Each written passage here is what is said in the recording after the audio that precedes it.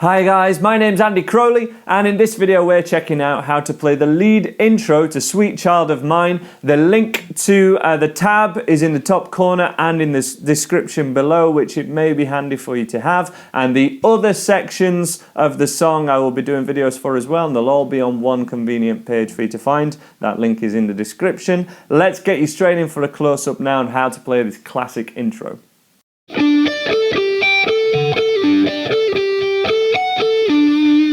That is the pattern that I'm going to be showing you first of all. Start off with our first finger at 12th fret of the D string. Now to play this along to the record, you will need to down tune your guitar half a fret, or just play everything that we're playing here 1 fret down. But I'm going to be showing you how to play it, demo it in standard tuning, but playing how it is played 1 fret down. There is a backing track on the site which is actually in standard tuning, so the link to the backing track is in the description so that you don't have to detune your guitar every time you want to play this song. The first note is your first finger on the D string here. The next note is the octave of that note, played with your third finger at 15th fret on the 2nd string. So we have 12th fret on 4, 13th fret on string 2, and a middle finger on the string in between, string 3, middle to 1st. And that's 4 notes. So let's play those again. 1, 2, 3, and 4. And that's a little pattern unto itself. So 1, 2, 3, 4. All the time my thumb is static at the back of the neck, pretty much in the middle, almost just above parallel to where my first finger is.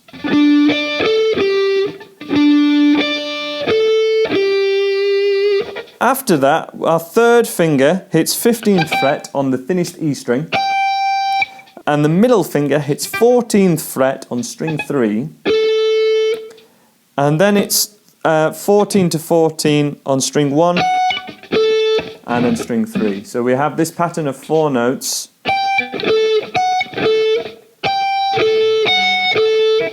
One, 2, 3, 4.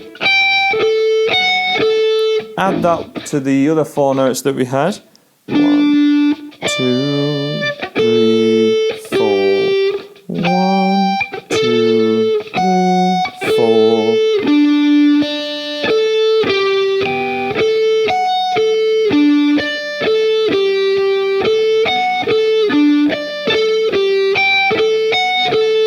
Now I'm currently playing all of those on a down pick, but you can experiment with which way of playing it's nice for you. Some people preferred alternate, just playing downs and ups all the time. Some people prefer directional, and the main difference would be this bit. We want to really hit this bit on the up, down, for the last 4 notes.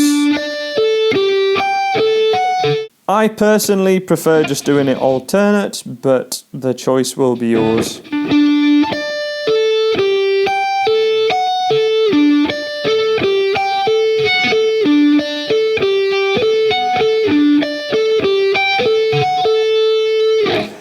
And then the only difference is that first note we play changes when the chord changes. So we play this pattern twice.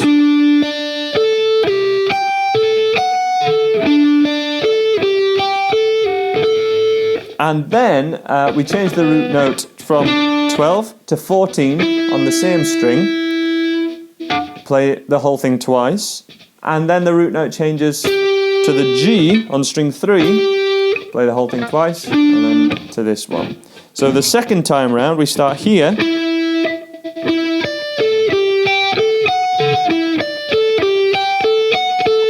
and then here,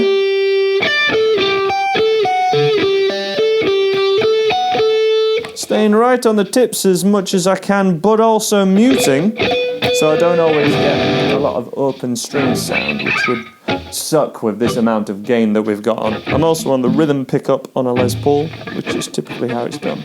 Let's have a really slow demo so you can see that change of root note from here to here to here and then back to here.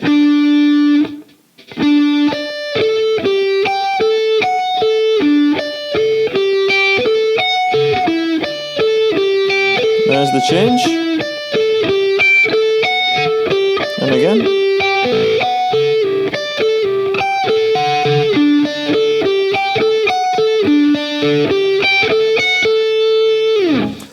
A real tip here is when we've got this amount of gain on your amplifier, you can press on and pick really, really lightly. And playing while pressing down as lightly as possible is really going to help the speed and also the ease at which you can play it, so that you can play this for as long as you need to, or as many times as it happens in the song. Really feather light, you know, and trying to move as little as possible.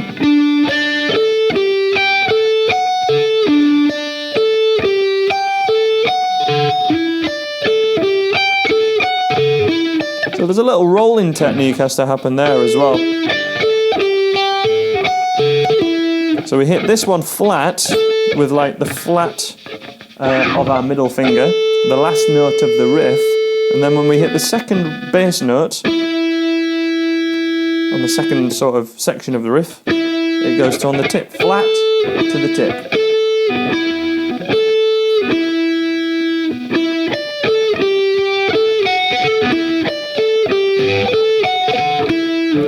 So that is a little bit technical, and then the final one.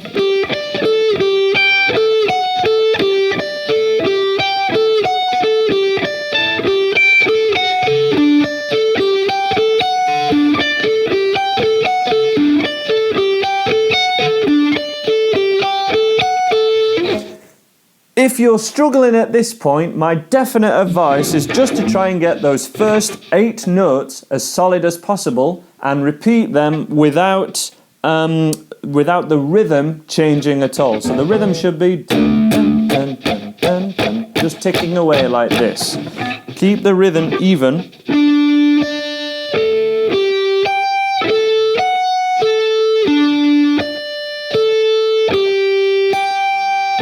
No matter how slow you have to play it, keep the rhythm even and drill those motions, solidify them.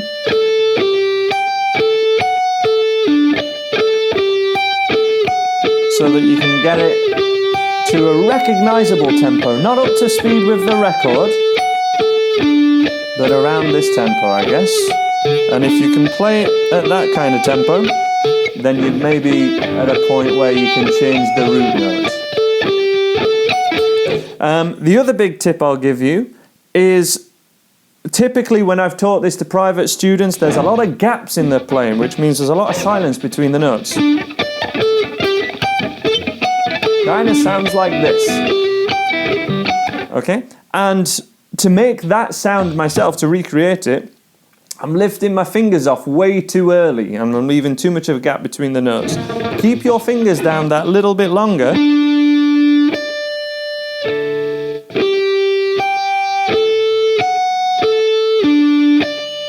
I'm never barring, I've never got my first finger down like this all the time or anything, but I am keeping each note down until the next one has been played and lifting the last one off a little, slightly lazily, you know, slightly longer, as long as you can get away with.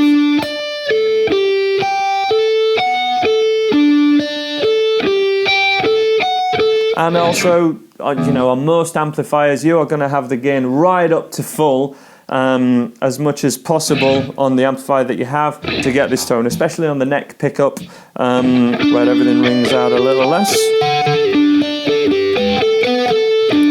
The ending is played like this. When we hit that last pattern, it goes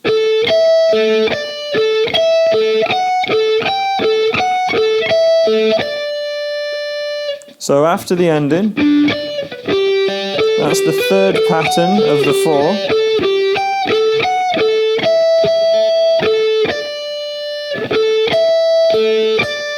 The pattern is basically going.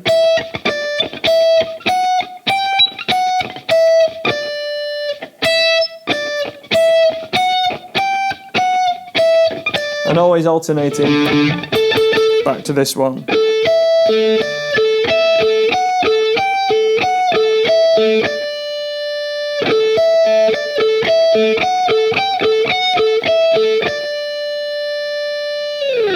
Thank you very much for watching this video. Please subscribe if you haven't already. Check out the other 2 videos down here for more suggestions of great songs to learn. And do check out all the free content on my website, andyguitar.co.uk, for way more structure than YouTube can offer you. We've got a full free beginner's course on there and lots of help. Hope to see you in another one of my videos. Bye for now.